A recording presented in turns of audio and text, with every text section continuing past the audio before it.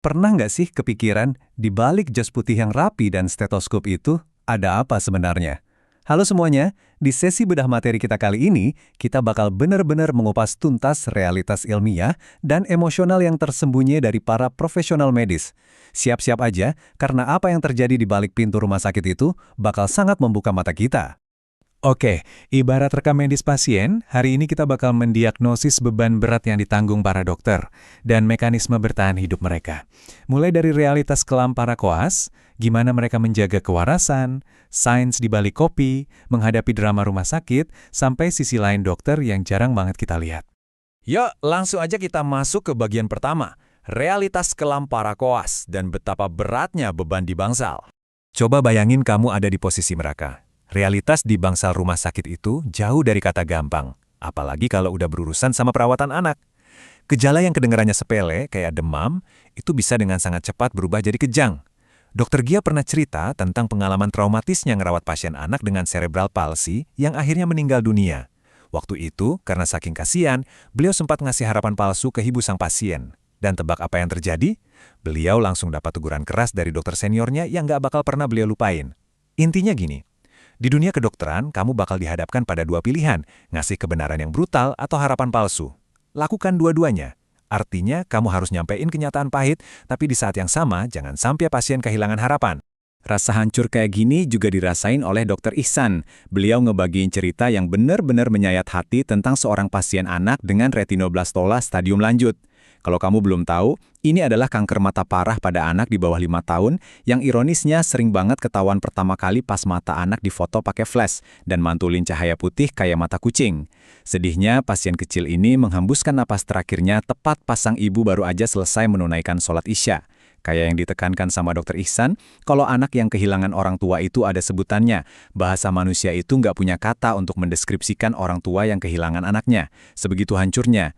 Jadi di sini kelihatan banget ya kontrasnya. Pas masih jadi mahasiswa kedokteran muda, mungkin ada ekspektasi naif kayak, oh kita bisa kok nyelamatin semua orang cuma dengan sentuhan yang lembut, tapi realitas medisnya jauh banget dari itu. Mereka harus nyampein rentetan berita brutal dan nyaksiin kehilangan yang nggak terbayangkan.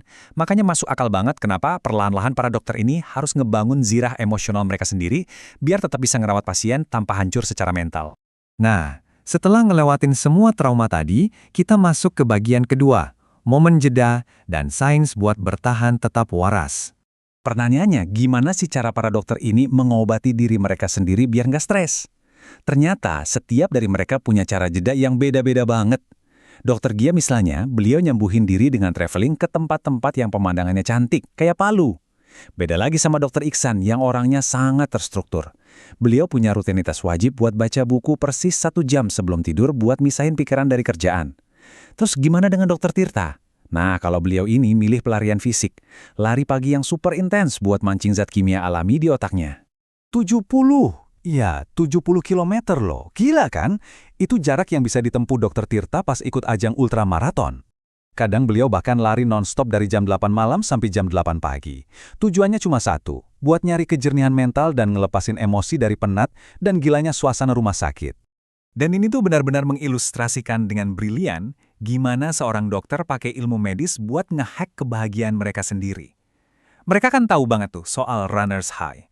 Lewat aktivitas fisik yang ekstrim, tubuh memproduksi hormon endorfin yang, asal kamu tahu aja, efeknya secara biologis itu jauh lebih kuat daripada morfin medis sekalipun. Jadi, mereka ngemanfaatin sistem biologi tubuh mereka sendiri buat balik waras. Ngomong-ngomong soal bertahan hidup, mari kita pindah ke bagian ketiga, Science Kopi, yang beneran jadi penyambung nyawanya para dokter. Selain olahraga, ngopi itu udah kayak mekanisme bertahan hidup paling universal. Tapi mari kita bedah lewat kacamata sains berdasarkan tesisnya Dr. Tirta sendiri. Bayangin kamu lagi capek parah, molekul bernama adenosin tuh numpuk di otak kamu. Nah, pas kamu minum kopi, kafein masuk dan secara agresif ngeblokir reseptor adenosin ini. Terus yang bikin menarik, asam klorogenik di kopi itu memicu sistem saraf simpatik kita, bikin kita masuk ke mode fight or flight alias siap tempur. Makanya nggak heran kalau sehabis minum kopi, seorang dokter bisa tiba-tiba super fokus nulis rekam medis walaupun habis jaga malam. Tapi ya tubuh manusia itu kan mesin adaptasi yang super pinter. Di awal-awal, kopi itu emang ngasih lonjakan fokus dan naikin tekanan darah sistolik secara instan. Tapi setelah diminum tiap hari selama 6 bulan, tubuh kamu bakal ngebangun yang namanya toleransi kimiawi. Dampak kejutannya bakal makin turun, yang artinya perlahan-lahan kamu butuh dosis kopi yang lebih banyak cuma buat dapat efek melek yang sama. Dan asal tahu aja nih, angka 5 adalah batas amannya. Konsumsi sampai 5 cangkir espresso per hari mungkin masih bisa ditoleransi tubuh. Tapi kalau udah lewat dari itu, wah, kamu beneran ngambil resiko buat kena prehipertensi kronis. Anggap aja ini pengingat dari profesional medis buat kita semua ya. Tapi kopi itu bukan melulu soal kafein kok. Ini juga soal memori. Ingat, manusia itu menghirup puluhan ribu liter udara setiap harinya. Dan ini bikin indera penciuman jadi pemicu ingatan yang paling kuat.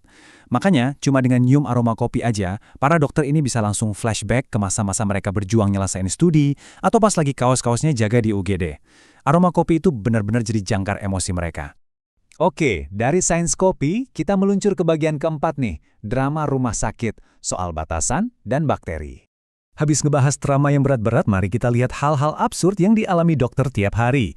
Gimana cara mereka ngadepin drama? Kalau ada pasien marah yang tiba-tiba ngerekam pakai HP, dokter biasanya bakal santai dan ngutip hukum privasi medis buat ngehentiin mereka. Kalau ada rekan kerja yang hobi nyinyir, senjatanya gampang, pakai aja kesopanan sarkastik, senyum manis sambil bilang, monggo. Nah, kalau ada koas yang ceroboh dan gak sengaja numpahin kopi ke jas dokter senior, wah, sanksinya jelas banget. Koas itu harus nyuci jasnya sampai benar-benar bersih. Oh iya, ngebahas baju medis, kamu pernah nggak sih ngeliat orang jalan-jalan di mall pakai baju jaga atau scrubs medis? Kalau iya, ternyata ini bukan cuma soal pamer status loh. Dalam kacamata medis, ini tuh pelanggaran batas yang fatal. Pakai seragam dari UGD ke tempat umum, itu risiko biohazard tingkat tinggi. Pakaian itu bisa aja ngebawa cairan tubuh dan bakteri mematikan kayak tuberkulosis kemana-mana. Jadi aturannya kaku, pakaian rumah sakit ya cuma boleh ada di rumah sakit. Akhirnya kita sampai di bagian kelima, buat menelanjangi sisi lain yang paling manusiawi dari para dokter ini. Yuk kita coba buka lapisan terakhir mereka dengan sebuah pertanyaan imajinatif. Seandainya para dokter ini diminta buat ngewakilin diri mereka sebagai seekor hewan, kira-kira hewan apa yang bakal mereka pilih? Kelihatannya sepele ya, tapi pertanyaan ini sukses ngebuka jendela lebar banget soal gimana sih mereka ngelihat identitas asli mereka sendiri. Coba perhatiin betapa kontras dan lucunya pilihan mereka. Dokter Gia milih jadi cempek, alias anak kambing. Alasannya, karena lucu, suka lompat-lompat gembira, dan gak pernah ngerepotin siapa-siapa. Bener-bener mencerminkan cara beliau yang super lembut nanganin pasien. Dokter Iksan khas banget sama gaya dead joke-nya, malah milih jadi telul atau kapal selam karena gampang adaptasi dan tinggi nutrisi. Nah, yang paling kocak Dokter Tirta. Beliau milih jadi tawon das. Tahu kenapa? Soalnya tawon itu gabut alias pengangguran, kalau nyerang suka keroyokan, dan pendendam abis. Pilihan-pilihan absurd ini tuh secara sempurna ngerangkum gaya komunikasi mereka yang beda-beda banget. Ngomong-ngomong soal tawon pilihan Dokter Tirta tadi, ada fakta soal hewan ini yang cukup ngeri. Tawon das itu rupanya punya memori penciuman yang super kuat. Mereka bisa nyimpen dendam dan ngeburu balik orang yang nyerang mereka sampai 1 atau 2 tahun kemudian loh. Dokter Tirta bahkan cerita momen absurd pas ada tawon masuk ke helmnya dan nyengat mulutnya pas lagi asik bawa motor. Bener-bener bukti nyata kalau alam semesta itu kadang punya selera humor yang agak kelam. Selesai sudah sesi bedah materi kita hari ini. Dari realitas pedih ngelepasin pasien, peretasan biologis demi kewarasan lewat lari ekstrim dan kopi, sampai kepribadian kocak di balik seragam mereka. Pertanyaan saya buat kamu sekarang, lain kali kamu masuk ke klinik atau rumah sakit, apa kamu masih cuma bakal ngelihat selembar jas putih? Atau kamu udah bisa nyadarin kalau di balik jas itu ada manusia yang super kompleks, digerakkan oleh kopi, dan nyimpen banyak banget emosi? Coba deh kamu renungin. Terima kasih udah dengerin, dan sampai jumpa di sesi pembedahan kita selanjutnya.